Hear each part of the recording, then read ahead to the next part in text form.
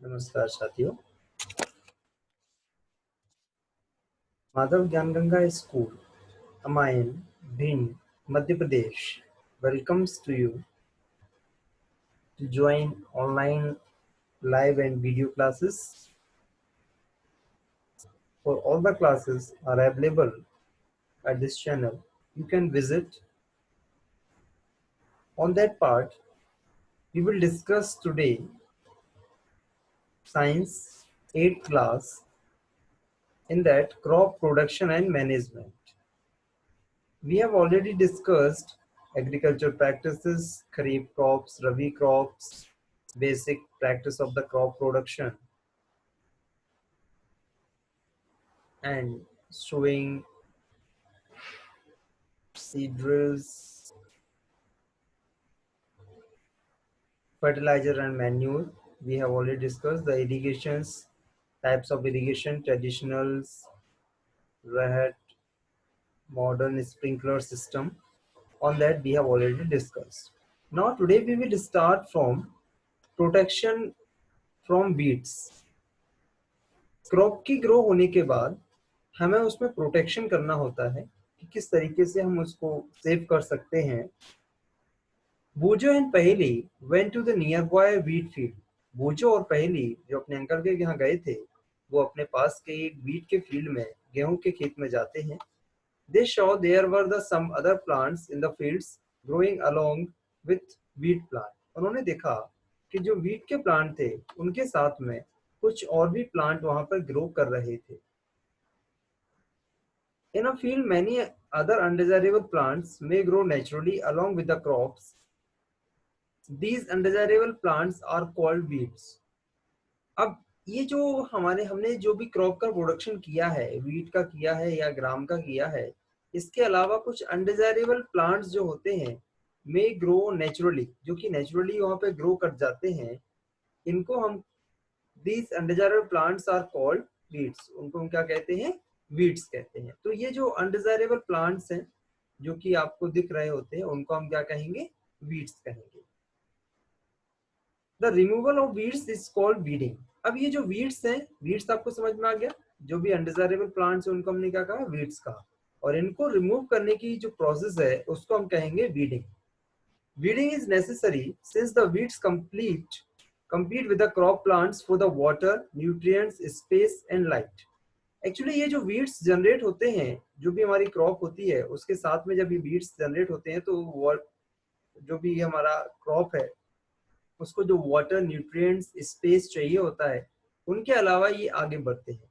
Thus they affect the growth of the crop. इससे हमारी crop की ग्रोथ अफेक्ट होती है। Some weeds interfere even in harvesting and may of the poisonous for animals and the human beings. और human beings के लिए बहुत ज्यादा हार्मफुल होता है। Farmers adopt many ways to remove weeds and control their growth. जो farmers होते हैं ये बहुत सारे तरीके फॉलो करते हैं कंट्रोल करने में ग्रोथ को, वीड्स को रिमूव करने में। Tilling before sowing the crops help in the uprooting and killing the weeds. ये शोइंग करने के पहले टिलिंग का प्रोसेस करते हैं जिससे कि जो वीड्स जनरेट हो रहे हैं वो किल कर दिए जाएं। which may then dry up and get mixed with the soil. कभी तो उस समय ये ड्राई हो जाते हैं, कभी कभी सॉइल के साथ मिक्स हो जाते हैं। The best time for the removal of the weeds is before they produce flower and seeds.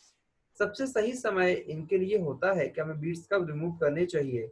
जब आपका क्रॉप के अंदर फ्लावर और सीड्स बनना स्टार्ट होते हैं, उस सब के पहले इनको आपको हटा देना चाहिए। The manual removal includes physical removal of the weeds by uprooting or cutting them close to the ground. From time to time हम इनको लेके चलते हैं। This is done with the help of खुरपी। इसके लिए हम एक टूल यूज करते हैं जिसका नाम है खुरपी। The seed drill 1.2 also in the approved weeds. Weeds are also controlled by using the certain chemicals called weedicides. कभी कभी कुछ प्लांट एरियाज के अंदर हम वीड्स को कंट्रोल करने के लिए कुछ केमिकल का यूज करते हैं जिसे हम कहते हैं weedicides। क्या कहते हैं इसे हम? weedicides। लाइक 2,4-D, ये कुछ ऐसे वीडिसाइड्स यूज किए जाते हैं जिससे कि ये जर्मिनेट नहीं हो पाते। These are sprayed in the field of the killed weeds. ये स्प्रे किए जाते हैं। They do not damage the crop. ये क्रॉप को डैमेज नहीं करते हैं, लेकिन आपके ये जो वीड्स जनरेट हो रहे थे उनको वहां से हटाने में आपकी मदद करते हैं। The extent require the spread in the field with the sprayer, इनको हम स्प्रेयर की हेल्प से स्प्रे कराते हैं।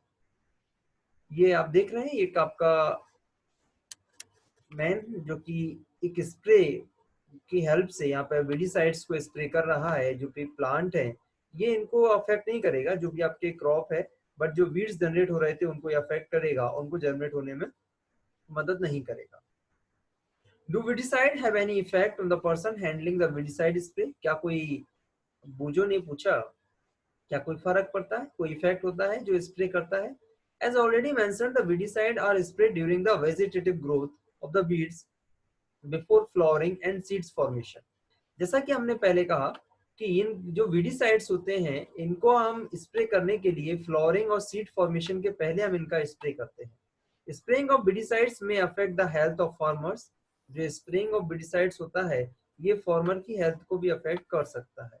सो they should use these chemicals very carefully, तो इसका मतलब हमें ये जो केमिकल्स हम यूज कर रहे हैं बहुत ही केयरफुली हमें इन्हें यूज करना चाहिए। They should cover their nose and mouth with a piece of cloth during the spraying the chemicals. जब भी हम स्प्रे कर रहे हो तो हमें क्लॉथ से अपना मुंह को ढक लेना चाहिए, क्योंकि ये केमिकल्स आपके अंदर हार्मफुल हो सकते हैं। नेक्स्ट हम चर्चा करने वाले हैं हार्वेस्टिंग के बारे में। तो अभी हमने देखा वीडिसाइड्स के बारे में, वीडिसाइड्स के बाद आता है हमारा अगला पॉइंट है हार्वेस्टिंग। हार्वेस्टिंग क्या होता है? Harvesting of a crop is an important task. किसी क्रॉप को हार्वेस्ट करना यानी कि एक इम्पोर्टेंट टास्क है। आपने पेड़ पौधे को, प्लांट को बड़ा कर लिया, उसके बाद आप उसको काटना भी पड़ेगा, तभी उससे आप ग्रेन स्लेब निकाल पाएंगे। Cutting of the crop after it is mature is called harvesting. Harvesting क्या होता है? जो भी क्रॉप आपने उगाई है, cutting of a crop after it is mature, जैसे ही मैच्योर हो जाता है उसके बाद उसे हम क्या कहते हैं? हार्वेस्टिंग कहते हैं। In harvesting crops are pulled out और cut close to the ground. इसमें हम क्या करते हैं, जो भी क्रॉप्स है उसको पुल करते हैं, कट करते हैं क्लोज द ग्राउंड से। It usually take 3 to 4 month for the cereal crop to mature. अगर हम सीरियल क्रॉप की बात करें, इसको लगभग 3 से 4 महीने का समय होता है मैच्योर होने के लिए, और जैसे ही मैच्योर हो जाता है तो इसे हम हार्वेस्ट करने के लिए आ जाते हैं। Harvesting in our country is either done manually by sickles, या तो इसे हम सिकल्स की हेल्प से किया जाता है मैन्युअली, अगर कोई व्यक्ति हाथ से करता है, कुछ लोग वर्कर्स जो वहाँ काम करते हैं इस सिकल्स का यूज करते हैं, by a machine called harvester, और दूसरा कुछ लोग मशीन से भी करते हैं जिन्हें हम कहते हैं harvester. In the harvested crop the grain seeds need to be separated.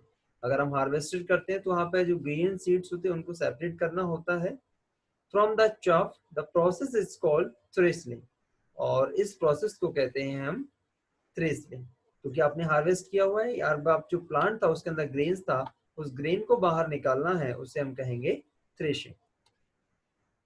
This is carried out with the help of machine called combine. ये जो कैरी किया जाता है इसमें क्या होता है, मशीन लगी होती है combine, which is in fact of harvester as well as thresher. ये हार्वेस्टर का भी काम करता है और थ्रेशर का भी काम करता है, दोनों इसके साथ जुड़े होते हैं। ये कट भी करेगा और आपका ग्रेन्स को भी अलग करेगा। After harvesting sometimes stubs are left in the fields. Harvesting के बाद कई बार कुछ स्टब्स जो फील्ड में रह जाते हैं, which are burned by the farmers, ये किसानों के द्वारा ये बर्न कर दिए जाते हैं, इनको खेत में जला दिया जाता है। पहली इज वरीड, पहली को चिंता हुई, she knows that it cause pollution, कैसे पॉल्यूशन होगा, it may also catch fire and damage the crops lying in the field.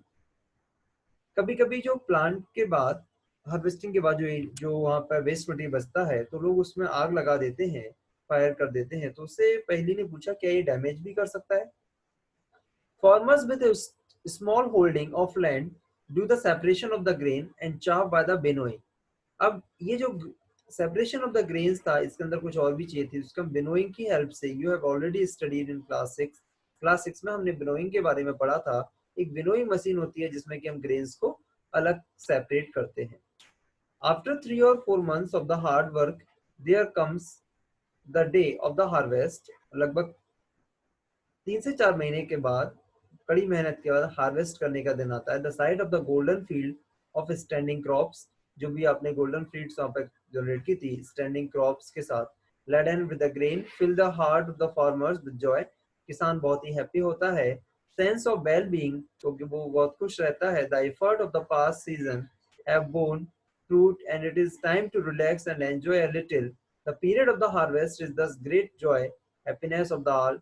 Harvesting के समय एंथुजियाज्म के साथ काम करता है और होली दिवाली सारे त्योहार इस समय harvest seasons are Pongal Holi Diwali वन्या बिहू ये आपके सीजन्स होते हैं. थर्ड पार्ट आपने देखा कि स्टोरेज हार्वेस्ट करने के बाद हमने ग्रेन्स को उसके प्लांट से अलग कर लिया. अब हमें क्या करना है कि जो ग्रेन अलग हुआ है उसको हमें स्टोर करना है. Storage of the produce is an important task. जो भी आपने प्रोड्यूस किया है पैदा किया है प्लांट में लैंड एरियाज के अंदर उसको हमें स्टोर करना है. If the harvested grains are to be kept for longer time, अगर हम हार्वेस्टेड ग्रेन को लंबे समय तक रखना चाहते हैं, they should be save from the moisture. इसमें इसे हमें मॉइस्चर से सेफ रखना है, इंसेक्ट से सेफ रखना है, रेड से सेफ रखना है और माइक्रो ऑर्गेनिज्म से. कोई भी अनाज हम ग्रेन्स अगर लैंड एरिया से बाहर निकल के लाते हैं और हम चाहते हैं कि कुछ ज्यादा समय तक हमारे पास सुरक्षित रहे, उसके लिए हमें क्या करना है, आपको मॉइस्चर, इंसेक्ट, रेट और माइक्रो ऑर्गेनिज्म्स इन चीजों से उसको सेव करके चलना है. Harvested grains have the more moisture, जो हार्वेस्टेड ग्रेन होता है उसमें मॉइस्चर ज्यादा होते हैं. Freshly harvested grains seeds are stored without drying, without drying इनको हम रखते हैं. They may get spoiled attack by the organisms, इसमें ऑर्गेनिज्म से अटैक होता है. Making them unfit for the use of जर्मिनेशंस, इससे अगर हम आगे उसको जर्मिनेशन में करेंगे तो हेल्प नहीं करेगा. Hence, before storing them, the grains are properly dried. इसीलिए हम अगर हम प्रयास करेंगे अगर हम स्टोर करना है तो इसके पहले इनको पूरी तरीके से ड्राई कर लेना चाहिए, सुखा लेना चाहिए. In the sun and to reduce moisture in them, this prevents to attack by the insect, pest, bacteria and fungi. इससे बैक्टीरिया और फंगी से ये बचा रहेगा. I saw my mother putting some dried neem leaves in the iron drum containing wheat and wonder why. पहली ने कहा कि मैंने अपनी माँ को देखा है कि जब भी वो ग्रेन्स आते हैं घर में तो एक आयरन का ड्रम है उसमें रखने के लिए उसमें नीम की लीव्स का भी यूज करती हैं. तो ये हमने देखा. यहाँ पर हम देख रहे हैं कि ये soils silos for the storage grains, ये आपके स्टोरेज ग्रेन्स को स्टोर करने के लिए बनाए जाते हैं. ये आपके स्टोर रूम्स हैं, storage of the grains in the Ghani bags in the greeneries. ये हमने कुछ यहाँ पे इस तरीके से हम यूज करते हैं. Farmers store grains in jute bags for the metallic bins. However, the large scale of storage grains is done silos and the granaries to protect them from pests like rats and insects. Rat और insects से बचाने के लिए हम इनको silos और granaries में use करते हैं. Dried neem leaves are used to storing food grains at home. अपने घर पर हम इनको अगर स्टोर करते हैं तो वहाँ पे ग्रीन आपके फूड ग्रेन्स स्टोरेज के लिए हम वहाँ पे dried neem leaves का यूज करते हैं for storing large quantity of the grain in big godowns. Specific chemicals, अगर हमें बड़े बड़े गोडाउन्स में इसको रखना है तो कुछ केमिकल्स का भी हम यूज करते हैं जिससे प्रोटेक्ट कर सके इन्हें. them from the pest and microorganisms से भी ये बचाया जा सके इनको. ये हम बात करते हैं फूड फ्रॉम एनिमल्स के बारे में. तो ये आपका है फूड, जो भी एनिमल्स है एनिमल्स से के लिए क्या क्या फूड हमें बताया. सोर्सेज ऑफ, अगर हम मिल्क के बारे में बात करें तो जो भी फूड हम मिल लेते हैं, जैसे मिल्क कहाँ से मिलेगा आपको, काऊ से मिलेगा, बफेलो से मिलेगा, सी कैमल से. अब ये आपको ये बताना है कि जो भी फूड पार्ट हम लेते हैं उसके सोर्स क्या क्या है. After completing this table, you must have seen that, like plants, animals also provide us with different kind of food. Many people living in the coastal areas consume fish as a major part in their diet. Previous class, we have already discussed this animal husbandries. Largely, सारे के सारे food this is done with the large scale of called animal husbandry. Animal husbandry के द्वारा भी हम ये fishes is a good for health. लोग fishes का यूज करते हैं रिच इन विटामिन डी, जिसके अंदर विटामिन डी काफी ज्यादा होता है. व्हाट यू हैव लर्न, हम जरा यहाँ देखते हैं कि क्या क्या हमने यहाँ पर लर्न किया हुआ है. इसके बारे में हम अगले टर्म में डिस्कस करेंगे और इसके कुछ क्वेश्चंस हैं इनको भी हम डिस्कस करेंगे यहाँ पर. तो इस लेक्चर के लिए इतना. अगर आपको समझ में आया तो please like, share and subscribe करें, कमेंट करें. अगर आपको सेशन अच्छा लगा, आगे भी हम सेशन को कंटिन्यू करेंगे. Thanks, good luck.